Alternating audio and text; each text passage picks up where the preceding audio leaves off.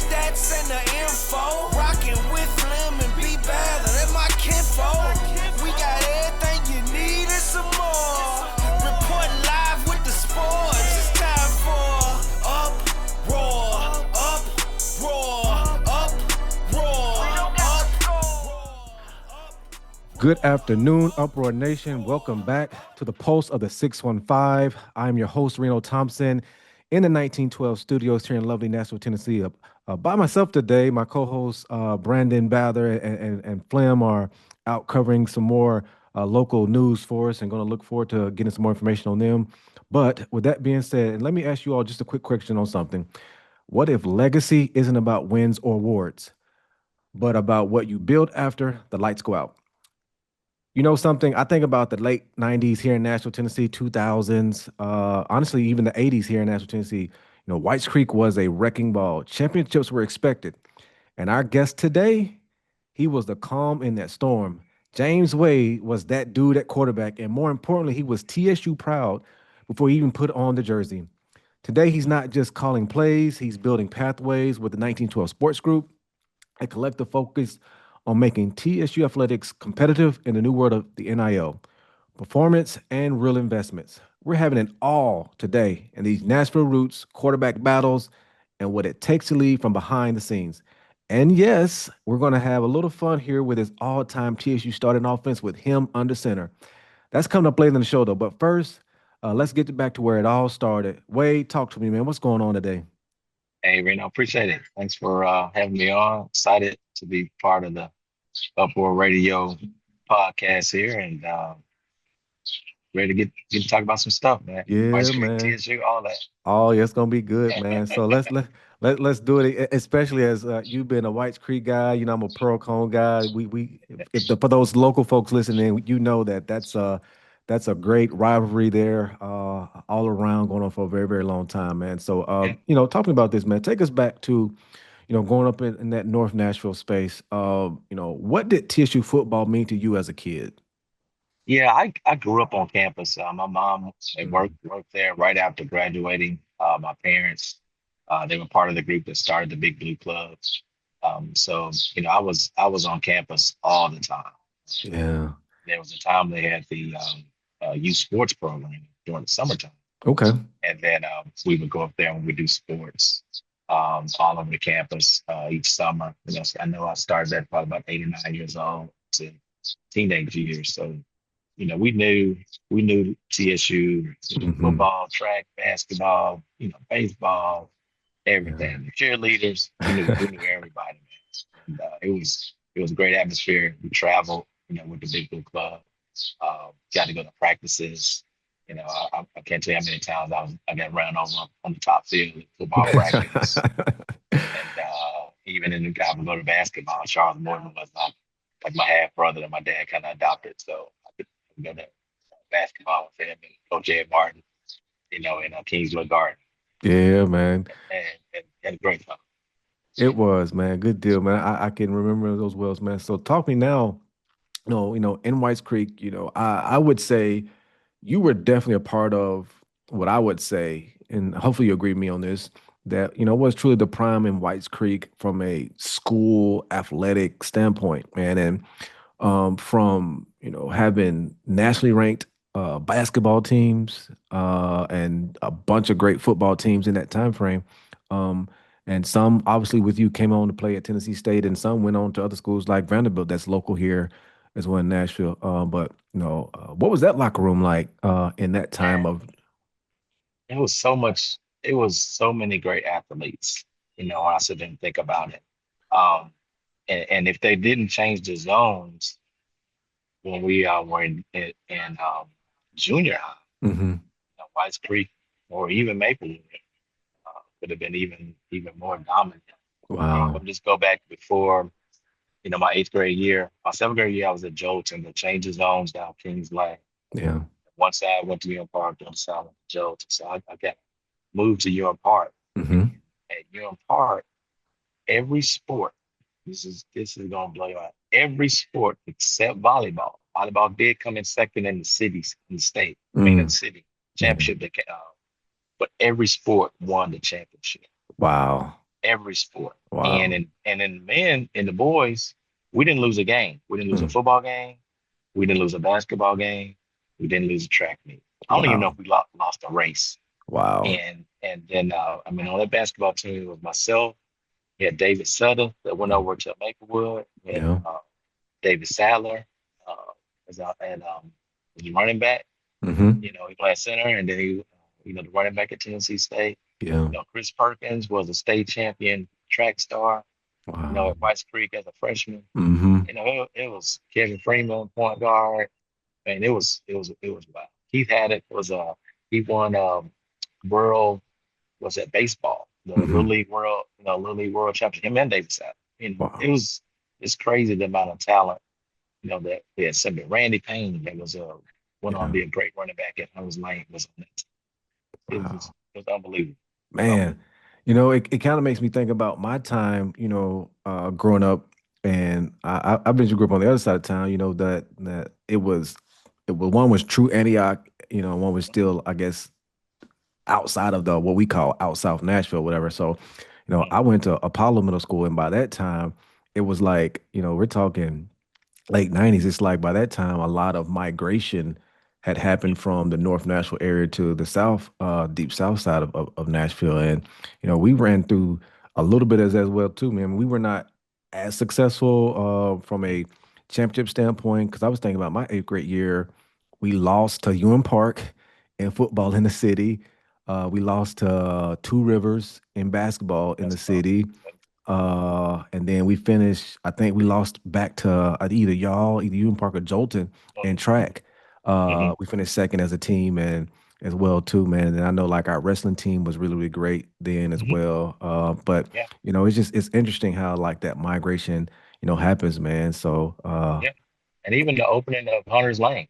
I mm, mean, when they opened Hunter's Lane, that diluted a little bit, from the talent from both Whites Creek and Maplewood, yeah, because they had to pull kids, from those schools to go there. yeah. So, Good deal, man. Tell me a little bit about now as we talk about you, because one thing that I've noticed from you that I really do admire is leadership that comes from you. And just tell me about was there a time where you just felt like you knew you had the ability to lead, or did it just hit you, I can do this, or did you just find yourself in that position and it was, this is what it kind of is. It just it's not necessarily a click.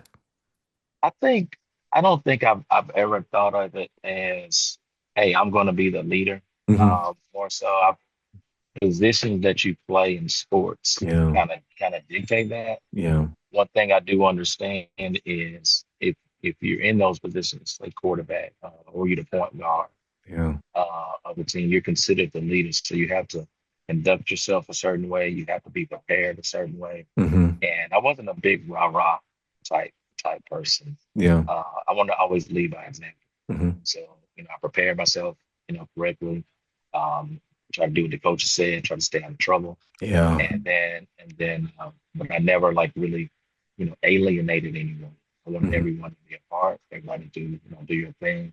And I think people just kind of fell in line with that percent. I can't say that I woke up one day and was like, hey, I'm going to be the leader. Hmm. I just think it's just a natural, this is where I was raised, Hmm. the way I'm just going to represent myself, out there on the field. And had some good people that, they were attracted to that and, followed. Yeah. Good deal, man. That's good stuff there. So now we are, we're headed to Tennessee State, and it's a two-part. One, Mhm. um, let us know who else was on your recruiting list as well. But then also, obviously, when you chose Tennessee State, as we know it, is folks who are either you're a follower of Tennessee State Mhm. or someone that's went through it at Tennessee State athletically. But we know that quarterback room is a very heralded, proud room, going back to from what at least I can remember as early as the '50s in that position, if not even before then. But we talk about that. But how was that quarterback room as a freshman once you got there as well too? Well, just to back up, and I on my recruiting, when TSU came. I told them I was not coming to TSU to play for. Oh, At that time, I'm 5'11" and 145 pounds. And just like yeah. you said, I've seen the list of quarterbacks at that place. I've watched it. I'm like, I don't match up anywhere near any of those guys. Mm-hmm. So, and I had made all the, the all mid-state and all these all district stuff out on defense as a Mm-hmm. cornerback. Yeah. So I felt that was going to be my, if I played football, because I had basketball offers as well. And that's Mm-hmm. probably that's my number one sport. Wow. So I recall playing against Stratford, um, Joe Campbell, Corey Fleming Mm-hmm. in a Christmas tournament. And probably about eight or nine basketball schools there, and dislocated my knee. Me and Joe Yeah. went out. We jumped up for a loose ball. Wow.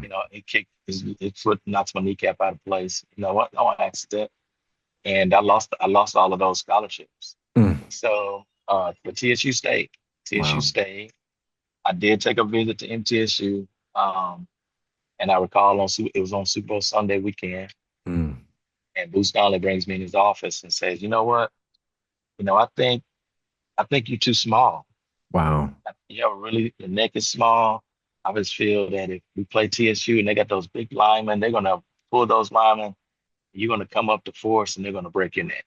Man. And I think that if Bruce Stewart, I think it's like Bruce Stewart. I think he was the head coach. He was the basketball coach at TSU at the time. Mm. And he said if he came and offered you a scholarship to play basketball, you leave football to play basketball. So I don't think your heart's really.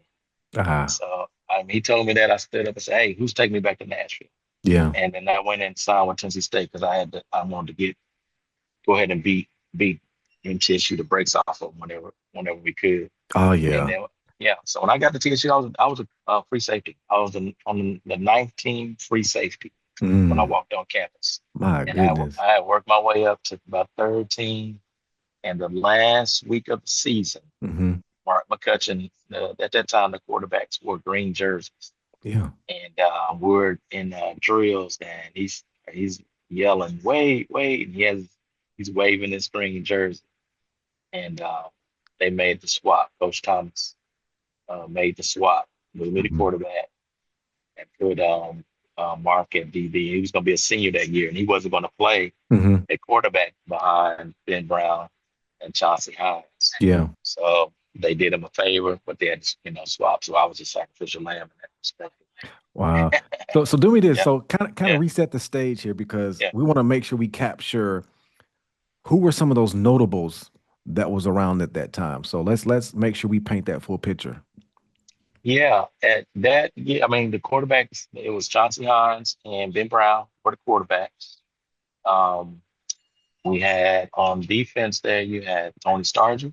Mm-hmm. You had Joe Stone. Yeah. You had Anthony Shelton. You Mm-hmm. had Anthony Pleasant. For Yeah. a period of time, we had Robert Forche Yeah. was there. Linebacker, Rod Reed was there. Mm-hmm. He kind of left like the year before that, but he was on campus when I got to campus. Mm-hmm. Um, then of course you had David Sadler, Melvin Waters, um, James Reese was Mm-hmm. there. You had Tim Cross from Clarksville Yeah. was there. I mean, we had a backfield with Cross, Reese, Bone, Melvin Waters, and David Sadler, Oh man. and Sean Malone, Yeah. out of Antioch. Oh wow. Those are the running backs. My goodness. And also, so make sure I'm correct on this. So Randy Fuller, who coached me. So was Randy Fuller and Brent Alexander, were they the year after? Yeah, they came in '89. Okay. Okay. They Wow. came in '89, and they were so far down on the depth chart and wide receivers that they were not going to play. Yeah. They were behind two of the greats we had there, Marcus Valley and Patrick Robinson. They wasn't getting on. Yeah. And John Price. Yeah. And Charles Hunt. They were not going to get on the field. So they moved them to defense, and they did their thing. Oh man, good stuff, good stuff. So now, like I said, now you've made the switch to Yeah. quarterback, right? And you're in the room. Talked about who pushed you the most. Was it a teammate or a coach or just someone off the field, Well, not even involved, that pushed you? well, I think the the competition. I Mm, mean, that I got moved over at the end of the fall, so that next spring is three quarterbacks, two seniors, and myself. mm-hmm, So I'm not gonna, I'm not really gonna play. I did break the spring as a backup to Chauncey for the 89 season, mm-hmm. but they also brought in six quarterbacks in the fall. Wow. So we have nine quarterbacks, Mm-hmm. nine. And the ones that they brought in, Jimmy Bethea, I mean, he walked on campus, he's like, oh, there he is. Yeah. 6'3", 6'3", 215, rocket arm. And Mm-hmm. I'm like, great athlete. He could punt too. Yeah. I was like, yeah, this is who's gonna, this is gonna be my competition. Mm-hmm. And that's who they wanted, Coach Gillum wanted to play. Because Yeah. everybody was bigger than me. I didn't have all those tools. Yeah. I had to build that. At the end of the spring, I could probably throw the ball 45 yards. Wow. And it was and that's like I'm throwing a javelin. Mm-hmm. So but when I graduated, I throw the ball 75 yards. Man. You know? It's interesting you say that because what I found out as I'm representing, Pops, who was a quarterback under Coach Merritt in the '70s, man, and it's one thing he taught me, even when I was playing Little League football and when I played it in middle school, junior high, and then when I got the chance to play it officially in high school, like my senior year, because before then, my first 3 years in high school, I was DB, wide receiver. I Mm-hmm. was the backup quarterback all my years, but I mean, I never actually got that many snaps at it until, Yeah. outside of my freshman year when we was playing freshman ball, I would do it then. But other than that, when I was playing varsity ball, even my freshman year playing varsity ball, it was wide receiver DB when Mm-hmm. I got on the field.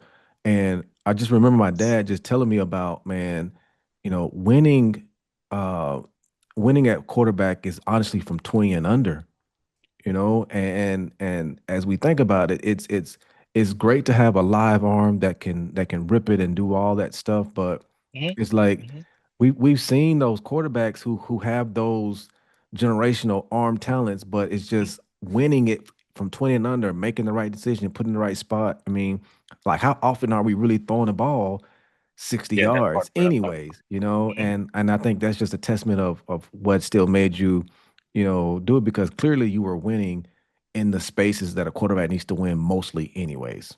Yeah. Yeah. I think I recall going into Coach Gillum's office and saying, hey, what do I need to do, Hmm. to play? And he said, I can't tell you that, Yeah. but you're going to have to figure out what's going to put you on the field and keep you on the field. Yeah. And I recall as when I was backing up Chauncey and Ben, how much we spent a lot of time on reading defenses and understanding defenses. Hmm. So I said, hey, I'm going to take that and I'm just going to know where to go with the ball. Yeah. I'm gonna get my pre-snap reads, and I got to do things a little bit faster and recognize because I'm not the strongest or the fastest right now, but I got to throw the ball to the right person. Yeah. And that if I can do that more than the next guy, I'm going to get on the field, and that's what ended up winning the battle. Yeah. 'Cause I beat out everybody that was just more honestly, and I've told all of them they were all physically better athletes than me. I was Hmm. not the best athlete quarterback by far. Yeah.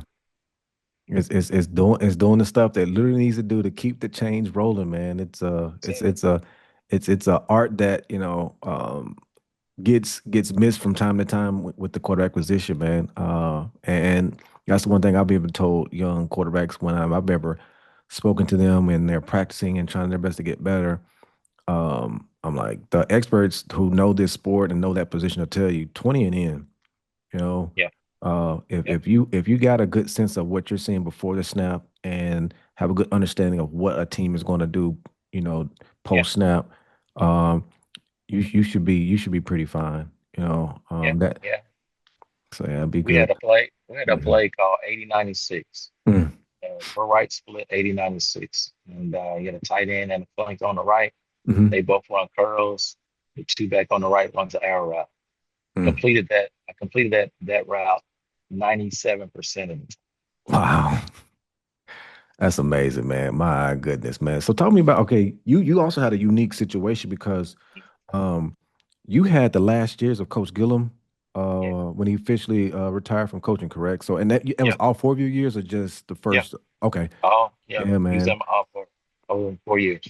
And as a person who got to meet Coach, I got to meet Coach. Uniquely enough, officially, I remember it was your senior year, and my Mhm. dad brought me on campus. It was like during the springtime. Brought me on campus, and we were just walking, the whole, and happened to see Coach Gillum headed our way.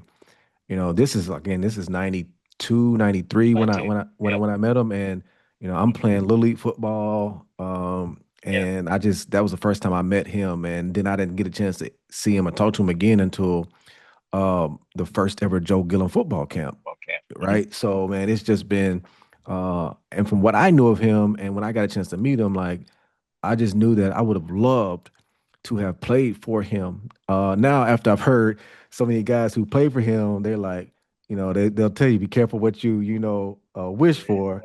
But Yeah. I'm like, in so many ways, me playing under, Coach Maurice Fitzgerald, who's another great player that played here Oh. under Coach Gillum, man, I felt like I got a lot of that merit Gillum Mhm. coaching anyway. So I'm like, I don't know if it would have been much different. I mean, the expectation was that, and Coach Fitzgerald didn't budge off of that. It Yep. was Mhm. this is the spot you got to get to on to be Yep. successful. I ain't moving the spot and adjust it. So either you get here or you don't. So Yep. talk to me about Standard that. is standard. Yeah, Yeah, it was. I remember his first meeting. He came in, and he scared a lot of people.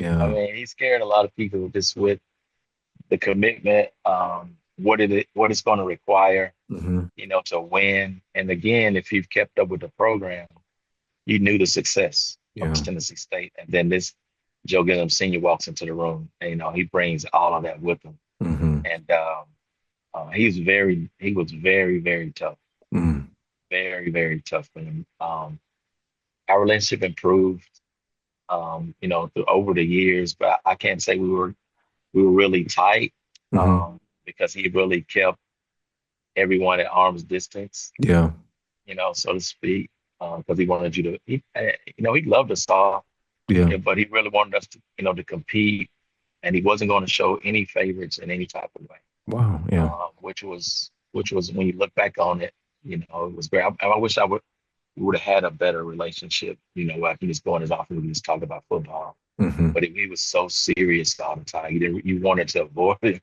yeah, because you didn't want to like him to think of something like, oh yeah, you forgot to do this. I'll give you some penalties and stuff.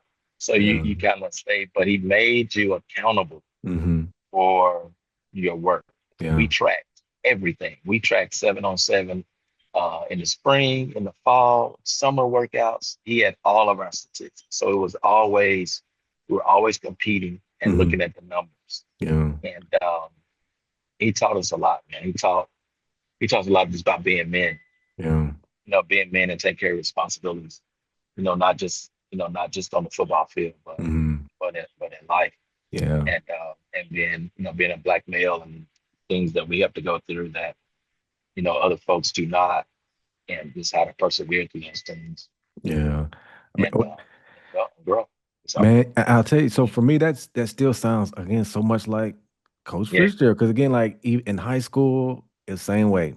We yeah, avoided Coach. yeah, There was no time where you felt like you could, just mhm, connect with Coach. It yeah, was Coach. Coach had a we his nickname was Big Ma. So it's like, man, he mhm, we couldn't call him that, but that was his yeah, nickname, right? And yeah, it was the same thing. It was like there was no hanging out in his office just chatting it up. Nah, yeah, nah, he ain't letting that happen, man.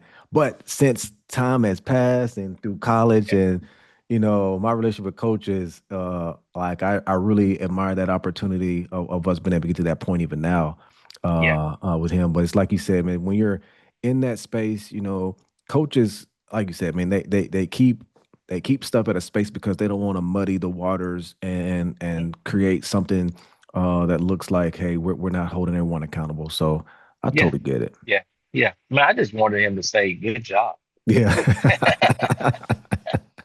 I didn't want much. I That's didn't it, want much at man. all. That's it. We have a game, I throw, 400 yards, 67% completion. Yeah. And those 33 percenters, he going over them. It's like, Hmm. we didn't do nothing. Yeah. It's like you missed history. You could have did, I was like, dang, coach, we just broke the OVC record up in this piece. Oh my You know, goodness. Yeah. it's crazy, but He, it he is what it is. yeah, he kept the foot on the pedal. So let's Mhm. have a I want you to take a little time here and do your best to think on this on the fly. Um Okay. if you get a chance to go back and you get to tell young James Wade one piece of advice during that time, uh what would it be? I would probably say enjoy the moment. Um, I did not. And and one of the reasons I did not, it was quarterback position it was very stressful. Mm, It was a stressful 4 years yeah. because there was always somebody trying to take your spot. And there's Hmm. only one spot. Yeah. And I think I hold off. I I closed my circle. I didn't let many people in during that time. I didn't enjoy the success at that time. Hmm. It was all about, man, I gotta improve because I don't want Coach Gillum to put me on the bench, Yeah. And I think toward my end of my senior year, I started kind of letting my guard down a little bit and Hmm. trying to enjoy some of those things. But if there was that would be probably the biggest thing, Yeah. is hey man, enjoy this time. Enjoy this time Definitely, definitely, man. Like with your keep teammates.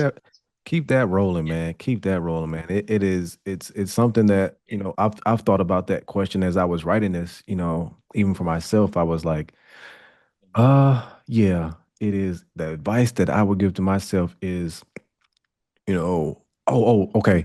The advice that I would give to myself in that same situation would be um do more with your opportunity. So, mhm, I was not consistently doing what needed to get done outside of what was required of me. So I had pockets part. where, Mhm. Yeah, I go get the extra work in, and then, I was always like this, for yeah, me, and and yeah, and and, and me remembering that and yeah, thinking on that when I became into this professional world, that's all I've ever done. It has been, how can I always improve and stay on top of my craft because I want to advance in yeah, my profession. yeah, And so like that's just been that reminder. I'm like, I did this. There was one time when I didn't do that. I had some again, I had a solid yeah, college career. I played with a lot of great NFL players like you did as well too. That went on to do their thing. I was a person that was relied upon. I was going to do my job, right? But it's like yeah, still, as you move on, that's the thing that stuck with me is, man, when you got something you really believe in and you want to do that, like you have to find a way yeah, to get, to maximize that portion of your passion. So I agree with you on that. yeah, yeah. I mean, I grew up when I was 12 years old. Brian Ramsey used to come pick me up, Mm, and I would go to Centennial Park with him, and they used to throw routes, with the receiver. They spat it up, yeah. Centennial Park, TSU out there throwing. So I always saw the work ethic that he put in, and Hmm. and and that was another reason I worked my tail off. Yeah. I worked my tail off, and it was hardly very few times I didn't have a football, or me and Dardell were throwing football somewhere. Wow. Me and Marcus would throw routes all the time. We'd be in Gentry, we'd be out in front of the board, we'd be everywhere. Somebody got a ball, let's start. We throwing doing something, It but matters, man. it did. And staying in the weight room, just getting bigger, staying in the film room, just Man, learning. I tell you, man, I max. you did. Like, I'll tell you, like, it's very simple of the work you did. It is, it's like you put your work inside an investment fund, and I'm gonna get a little financial on this, but you put your work inside an investment fund that over time, you know that if you do the work the right way over Mhm. time, it accrues interest, and eventually the person who starts after you, the longer they Yeah, take to start, they're yeah, too far behind to catch up. And that's yeah, simply what happened, with you and your career, man. So I commend yeah, you, for that, man. That's a testament for anybody, listening in on this. It's where this thing goes, yeah. it's Got to the do the work. persistent good work each day. Yeah, man. Let's slide now into as we mentioned at the top of the show, man, you are a businessman that is, it's running restaurants, tech companies, all the good stuff like that.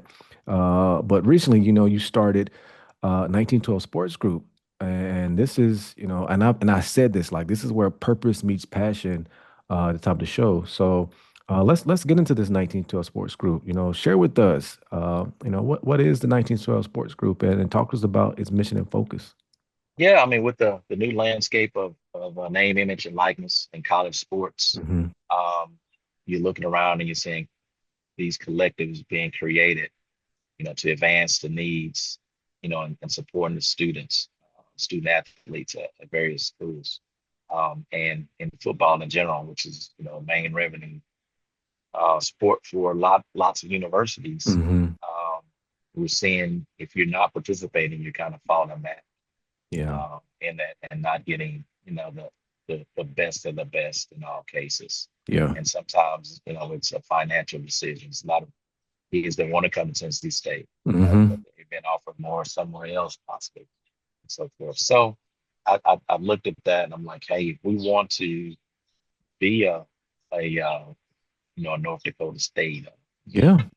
University of Montana, Appalachian State, all these schools that are just historically at the top of the food chain, Yeah, man.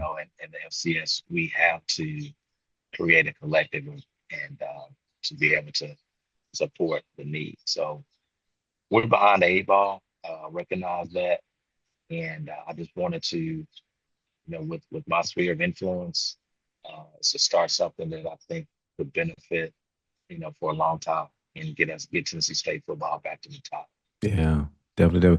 Well, I definitely know that it's going to benefit, the athletic institution instantly as well as Yeah. long term. So Mhm. I'm excited to see it just continuously evolve, man. And as you said, man, it's as and this is where from the Uproar Radio shots show this, folks. Let me step in just to my quick alumni side of this, man. It is there's so much that needs to get done, but at the end of the day, us from an alumni section of this, if you have the thought process and the passion, or if you have the frustrations or whatever you think it is, right? Take that into action, right? And I'm gonna use a football analogy. Like, this is, you don't have to ask the coach to get off the bench on this, right? You get to get up and actually go do something, Yeah. and that's why I'm just thankful for folks like yourself, Wade, here on this to picking up that torch, because we've ever since this thing started, we've been hearing folks talk about, yeah, we need to do, and all you've heard was we need to do, and Yeah. we've never heard, Yeah. well, I'm gonna put this together. Let's get together and let's talk through execution, Yeah. and we Yeah. got you to do that. So, man, I'm so thankful for you. Yeah. I think, and even Coach Barlow, I got to give him credit, Oh yeah. um, because the last, 5 years, and we do have a championship Hmm. level team, um, but the last 5 years has not felt like a place that we belong, so to speak, Yeah. in terms of alumni football players. And, Hmm.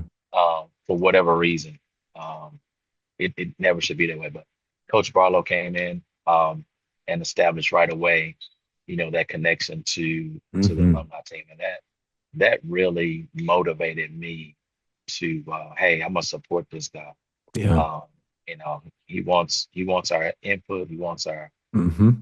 our fingerprint, on the program. He wants us there for the kids Yeah. so they can see what they're really a part of.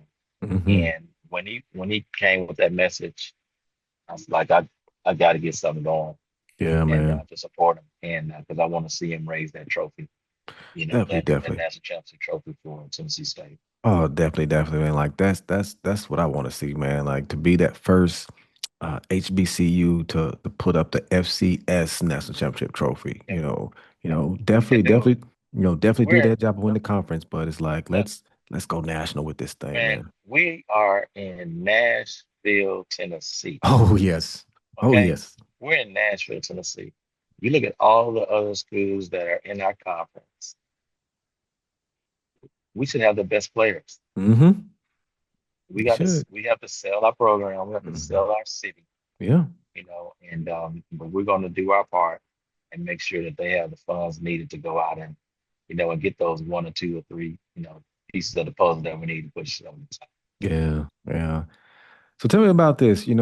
Have you thought that deep on what's your long-term vision for 1912 Sports Group, or are we just still in the stage where we knew we need to get it going and we just gonna just continually do the work and just see how this thing evolves? But just curious to know, like, have you laid out what a long-term vision for the 1912? Yeah, and in terms of money, Yeah. I want to think like the average FCS school right now is, between 750 and 850, Okay. kind of reported on some places. Some Hmm. say it's as high as 1.5 million. Yeah. Well, that's where we need to be. Yeah. We need to be, 2 million plus. Hmm. And if we're at 2 million plus and fielding a team, with those types of numbers, Yeah. we can be we should be at the top. Definitely. What Definitely. Ohio State had the highest NIL, they say the Hmm. highest payroll, Yeah. for a team where they won the national championship.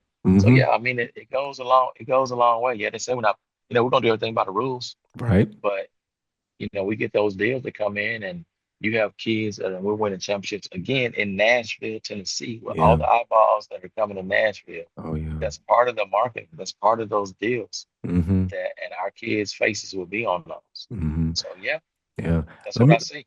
because and I, as you said that, like, and I want folks to understand, and there are so many people that come to Nashville year round, and you and I as Nashville natives, we know, but from a business standpoint, a nationally recognized Tennessee State University football program that is just constantly at the top in the city of Nashville, Tennessee, with the healthcare sector that pretty much has set up shop as its headquarters spot from all the healthcare organizations, be hospital ones Hmm. or just insurance ones, whatever it is, like that are right here. Um, Hmm. from a tech spot, when you think about companies from Oracle, Glean, Hmm. so many that are just setting up shop here in Nashville, right here in downtown, to Hmm. iHeart Radio, iHeart Media. Yep.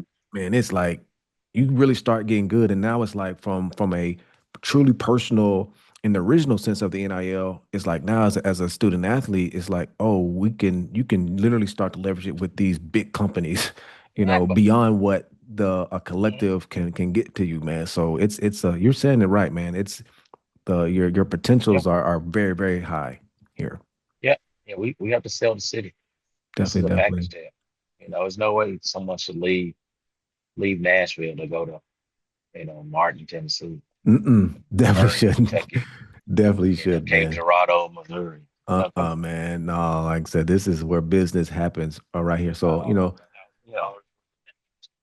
no. so tell me a little bit more as we talk about now, just beyond just Tennessee State, but just Mhm. other HBCUs and and how this infrastructure, should really help build it and get it to a space Yeah. where all of them are in a space of thriving and not just trying to survive.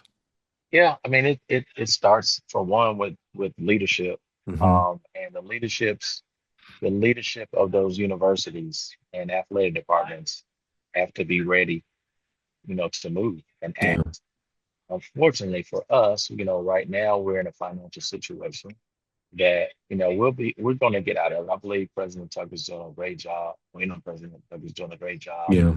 at getting us kind of turned around. And we're not out of the woods yet, but I think his vision and what he's doing kind of shows me that, hey, we got somebody at the top that at least fiscally Hmm. is responsible. Yeah. So now once we're fiscally responsible, the next phase of that is, all right, now let's go in and start shoring up all of our programs, and especially athletics. Hmm. There have been cuts.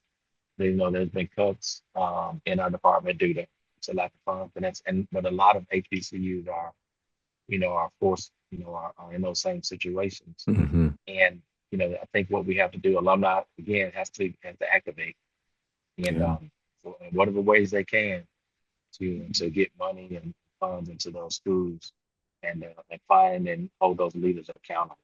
But it starts at the top. I think one of the best presidents we had, Dr. Brendan Humphreys.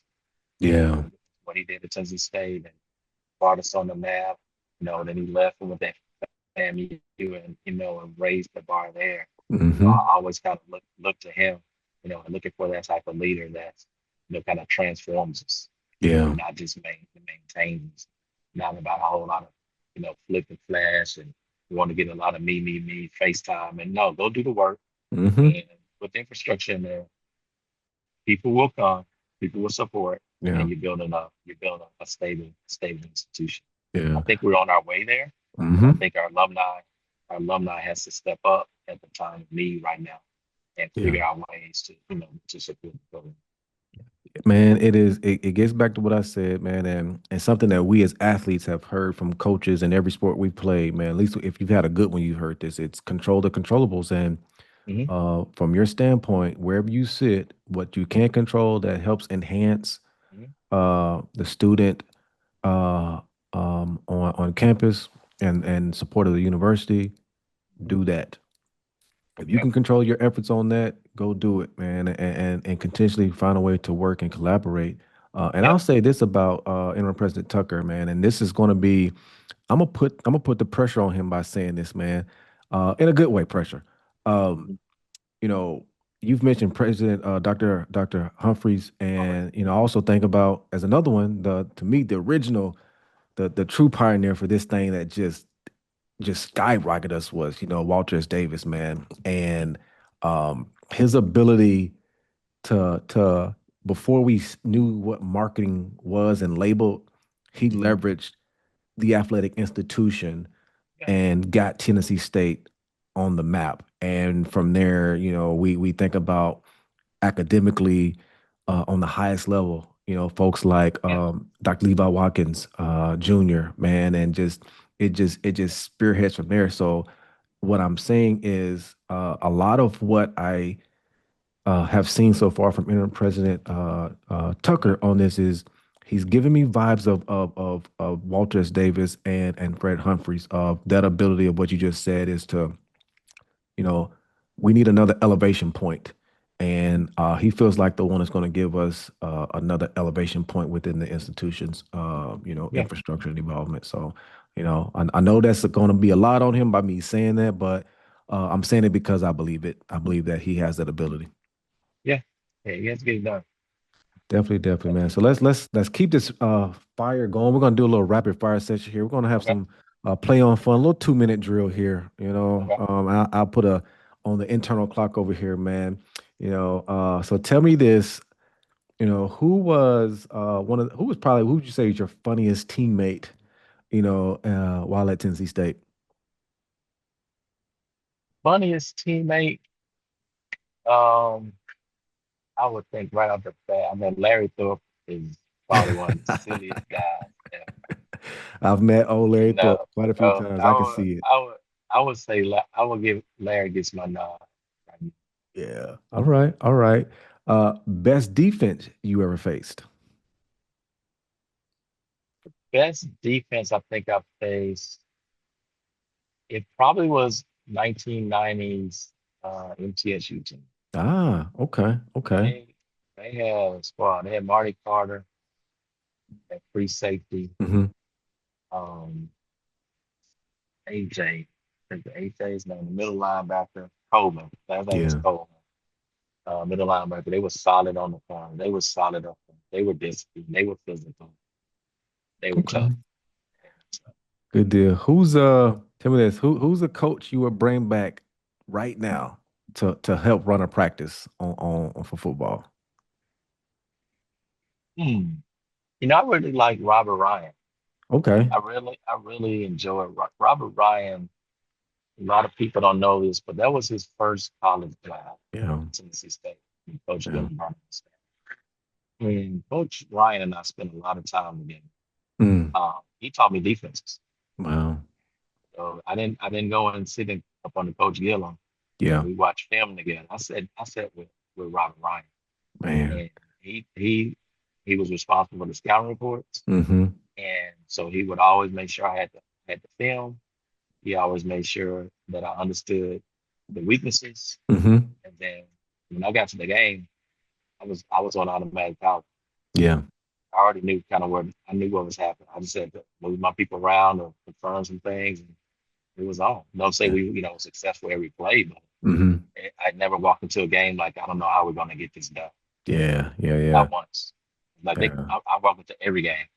They can't stop us. Ah, what a wonderful feeling. And just for folks, making sure you all know, like when he says Robert Ryan, I don't know if you all caught that. Again, that's the twin brother of Rex Ryan, the son to Buddy Ryan, uh, the all-time great defensive coach under with the Chicago Bears, and also when he was the Yep. head coach with the Philadelphia Eagles.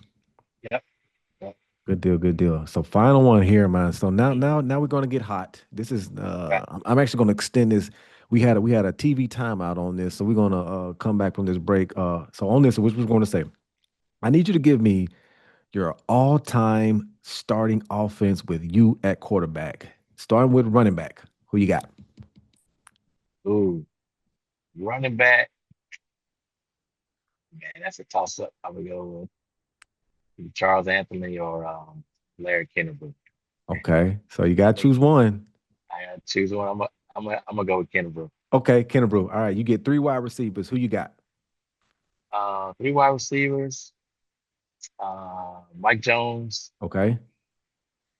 and it's hard to go against my two guys I had. Uh, they ever hear this, they're gonna kill me.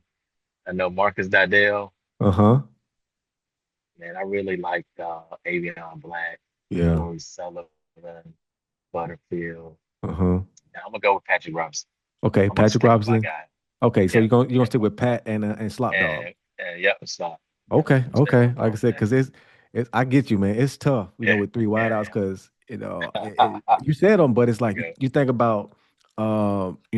about, you have, C.J. Johnson to think about. CJ, yeah, CJ. Um, yeah, and then what's our guy from the '70s? Oh my goodness. Man, you said Uh, like Frank Pillow. yeah, I forgot Frank Pillow. You got Uh, I'm um, putting Golden Tate the tight end. yeah, Golden Tate Second. Sr. Mm-hmm. Yeah, Golden Tate would be my tight end. Yeah. Shit. Mm-mm-mm. Yeah, it's quite a few out there, man. It's definitely quite a few out there. I'm trying My to remember. O-line, let's see. I'm gonna go. Let me think. I say Larry Thorpe. Yeah, Larry Thorpe. I'm gonna go with Big Strick, mm-hmm. Wade Strickland. Wake Strickland. Um, Worrell. I see. Who was that over there? I mean, John Macon, my center was really solid. Okay, He was very solid. sticking with you guys. I like it. I like it. Yeah, he was solid, dude. And, was that had Wade Strick? I don't know if you remember. Rod Adams. Yeah, Rod Yeah, I know Adams. Rod I Adams. mean, Rod Adams started as a freshman Mm-hmm. You put him at on the guard. line. Yeah, Yeah, yeah. I put Rod on the inside. yeah. They have Big Strick and Thorpe on the outside. Gotcha. And Yeah. who's your other guard? Who's your left guard? Um, my left guard. Who would I put at left? I'm trying to think who comes. Man, I would take Benny. yeah, Benny Anderson. Benny's on my line somewhere. He Yeah, can Benny play Anderson. anywhere. Uh-huh. Benny can Yeah. play anywhere. You I know, put Benny Anderson on there. like I said, and again, I'm gonna be biased on this. Obviously, you know me. I played with Cecil Newton, who was a 4-year starter as well. Didn't miss any starts. He played professionally as well. So it's like, you know, obviously, like you said, man, it's a list, man, and I love Yeah, having this debate. Not even, it's not even a debate. I just like putting yeah. guys to the fire. Be like, man, I got to choose from. Okay, I got 9 It's so receivers I heavy, can dude. choose from. Yeah, It's like good it's night. crazy. It's So. crazy, man. I think, and one thing when you sit there thinking about it, we have two NFL Hall of Famers Hmm. at our school. We Right. have we have two distinct things at Tennessee State. We have three actually. If I take two top, Yeah. he's the first overall pick Yeah. in a draft from HBCU. Yep. We have Eldridge Dickey, the first black quarterback ever drafted Yes. Tennessee State. We Hmm. have Joe Gillum Sr., the first black quarterback to ever start in the NFL. Yes. A And lot of firsts. this is our heritage. I Hmm. mean, we go to track. they need a relay team in the Olympics. They come get the Tiger Bells. Sure did. Sure did, man. For decades they pulled four Tiger Yeah, Bells to do it, yeah. So And man. all the basketball, McClendon, all that, all that. Hmm. My school is rich. It is, man. And It is, man. And as you said, man, we just think about because we have what, seven first round draft picks in our football history, yeah, starting with Claude Humphrey and yeah, Jimmy Marcellus, then to yeah. Dickey, then and then we I think to this day we're still the only HBCU with two first round draft picks in the same year, and they were Yeah. both one was one you had Too Tall at one and Well, Wayman Bryant at four. Brian's four. Yeah, yeah, Yeah. Wayne Bryant. Yeah, that year. So, Yeah. then from them, we move on. Then you get to my era with Dominique doing it, man. So it's like I And say, man, Dominique. Man, we're an institution of many first, yes, and I'm as you said earlier in the show, man, looking forward to us to be that first one to do to host that FCS National Championship trophy up in the air as well, too, man. that's the goal. It That's is, it. it is, That's why we man. play the game. That's why we're here. All right, man. Like I said, we're Yeah. going as we're winding this down here. Talk to me about for the current and the future of TSU athletes. This is I want you to give me your best plug on this. Why should they care about the 1912 Sports Group? Well, the current athletes, I want them to focus on what they do on the field. Okay, I don't want them to focus on us. We, Hmm. we're gonna be there for them. Yeah. I want them to know that hey, you got a group that's interested and invested in your success. Right. And we're getting this thing started, and it's starting out in a big way. We have commitments already coming in, Hmm. to really put the team where we need to be. Yeah. So, but I want those kids to focus on their work on the field, Oh yeah. knowing that they got a group behind them that's going to support them. Definitely, definitely. Now, how can fans, alumni, or just general supporters, we want to get involved to support, right? So Yeah, just tell us, when do we I, need to be on the lookout for how we get involved? yeah. I think in about 2 weeks, 10 to 14 days, Tennessee State will should be making an announcement Okay. about the collective efforts, and it will be up on their websites and all through their social. And I'm not gonna spill the beans yet. Okay. But I'll let the school lead that. Yeah. But we're it's coming. We Good met deal. yesterday and being finalized. So the next couple of weeks, we're gonna drop it. So we're excited. Definitely, definitely, man. Well, look, Wade, man. Like I said, Mhm. as always, it's always a pleasure, Yeah, to connect with you and hear more about, the good stuff that you have going on. Like I said, folks, you've heard it here first. This just isn't about football; it's about a foundation. And if you want to support TSU athletics the right way, be on the lookout, for the 1912 Sports Group. Make sure you tap in with James here and the team. And before you go, as you're listening to this, please hit the subscribe button on our YouTube page right there at the Your Time Network and join us for the next wave of, all this storytelling that really does matter. This is the Uproar Radio where legacy speaks the loudest. Thank you all.